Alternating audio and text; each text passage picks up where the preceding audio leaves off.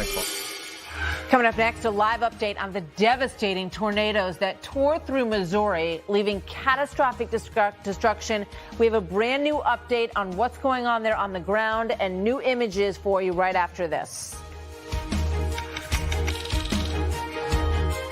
Tough time for folks in Missouri. Violent tornadoes tore through there, leaving 3 people dead, trapping dozens more Wednesday night into Thursday morning. One victim saying that his neighborhood looks like a war zone.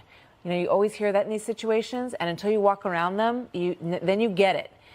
The worst could still be discovered as the rescue crews go door to door, go through this wreckage, look for people who may still be there. Chief Meteorologist Rick Reichmuth is here with the details. Hi, Rick. Hi. You know, sometimes in weather, there's a pattern that sets up, and you get stuck into a pattern and it just repeats. Like if you're at a beach and the waves are a certain size all throughout the day, and another day you go and they're kind of a smaller size.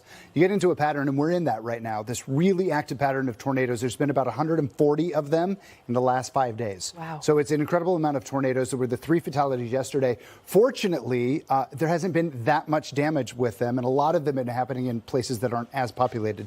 But then the one last night hitting in Jefferson City, a town of about 55,000 people, so it's certainly a number of people. You can see some of the damage from there. If you look at the weather map, if you have that up, you can see a pretty widespread area dealing with these tornadoes over the last couple of days. And we have threat tonight, one little area across parts of the Ohio Valley. This is probably going to be some strong winds, not as much of a concern for tornadoes, but right back into that same spot where we've been dealing with it the last few days. Tornado threat again with us today. And that is going to continue for probably about the next, say, 3 to 4 days. My bigger concern, to be real honest with you, is one thing is the severe weather. You see Friday, Saturday, Sunday, all across the Central Plains.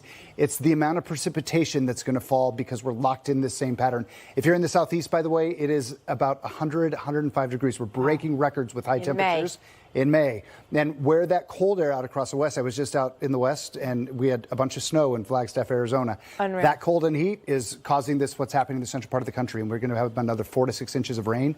And the flooding story is going to continue for us and really rough for the farmers right now. We'll keep on it as we head into the weekend. Rick, thank you so much for being here tonight.